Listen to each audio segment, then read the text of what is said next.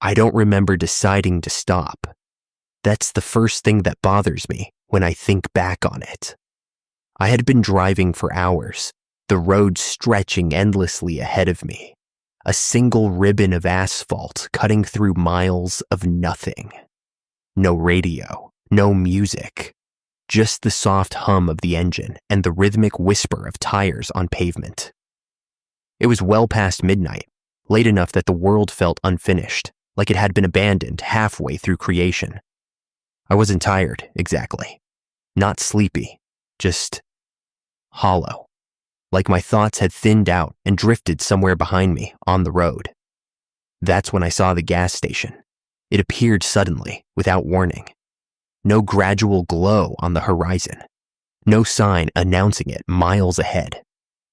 One moment there was only darkness, trees pressing in on both sides, and the next, there it was, lit up in a sickly yellow-white, sitting alone like it had grown out of the ground. I slowed down without thinking. The sign out front flickered, letters missing, buzzing softly in the quiet. I couldn't read the name. Just GAS and an empty rectangle where something else used to be. The pumps stood crooked, like they were tired of standing. Behind them, the building itself was low and narrow, windows dark except for one faint light inside. I checked my fuel gauge. I had more than enough gas. Still, my turn signal clicked on. The sound felt loud, intrusive. As I pulled into the lot, my headlights swept across the concrete, revealing oil stains, layered on oil stains. Years of them, like shadows that never washed away. I parked near the entrance and shut off the engine. The silence afterward was immediate and total. No crickets, no distant traffic, nothing. I sat there longer than I meant to, hands resting on the steering wheel, listening to my own breathing. The air felt thick, like the night was holding its breath with me. Eventually, I opened the door. The smell hit me first, old gasoline, rust, something damp and sour underneath it. The kind of smell that sinks into your clothes. The door to the station was propped open a few inches, a dull fluorescent glow leaking out onto the concrete. A bell chimed when I pushed the door the rest of the way. It was the kind of bell you hear in movies, thin, metallic, tired. Inside, the air was warmer, but not comforting. The lights hummed overhead, flickering just enough to make the room feel unstable, like it might rearrange itself if I wasn't looking.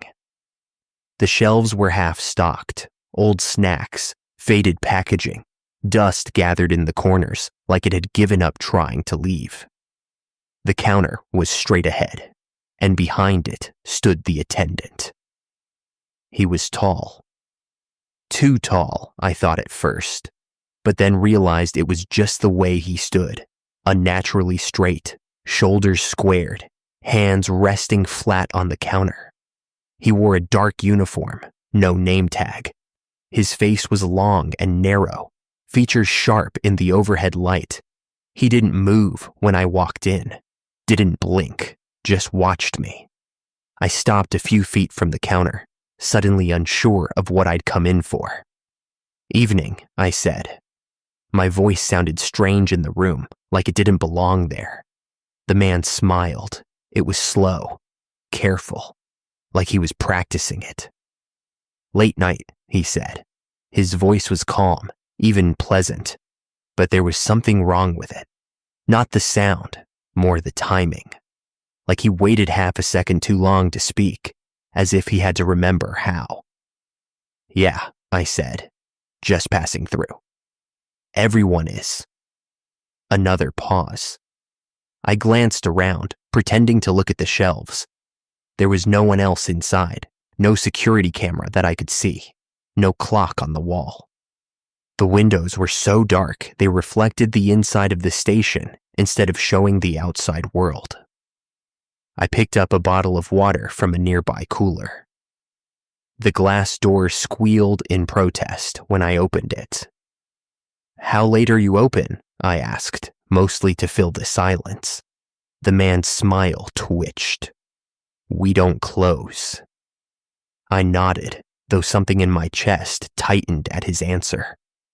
I brought the water to the counter. He didn't look at it, just kept his eyes on me, unblinking, like he was afraid I might disappear if he looked away.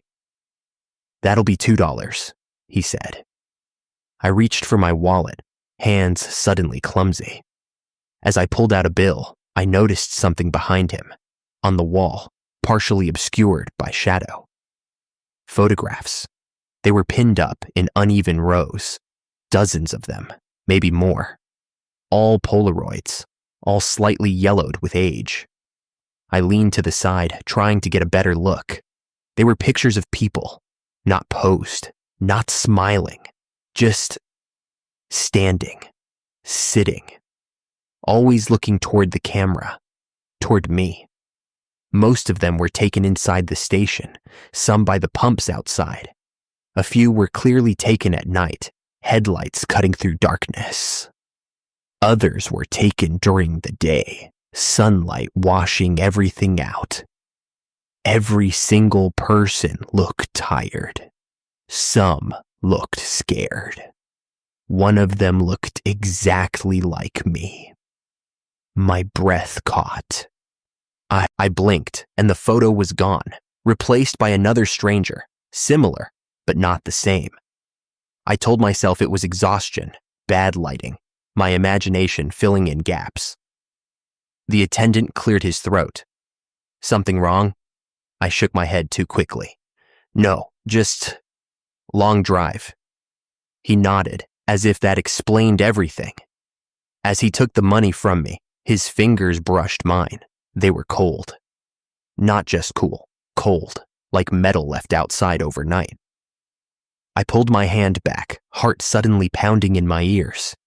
He didn't react, just slid the water across the counter with slow precision. "You're headed north," he said. It wasn't a question. I frowned. "How did you—" "The road only goes one way from here." I didn't remember seeing a turnoff, or any other road at all. I picked up the water, but didn't open it. "Safe travels," he said. For a moment, neither of us moved. Then I turned and walked toward the door, resisting the urge to run. The bell chimed again as I stepped outside, the sound cutting off abruptly behind me. The night felt darker than before. I hurried back to my car, got in, and locked the doors immediately, my hands shaking as I started the engine. The headlights flicked on, illuminating the pumps, the sign, the empty road beyond. I looked up at the station. The building was dark. All the lights were off. There was no glow from inside, no silhouette behind the counter. The door was closed now, the glass reflecting only my headlights and my own wide-eyed face. My stomach dropped. I drove away fast, tires crunching against gravel as I pulled back onto the road. I didn't look in the rearview mirror until the station was well behind me. When I did, there was nothing there. Just road, just trees, just darkness. I told myself I was done with it, that it was over, that the night was playing tricks on me. Then my phone buzzed. A notification. A photo. No message. No number. Just an image. It was a Polaroid. Me, sitting in my car, hands on the wheel, face pale in the glow of the dashboard lights, taken from the back seat. I dropped the phone. When I looked up, the gas station was ahead of me again, its flickering sign glowing in the distance. And this time, I don't remember slowing down.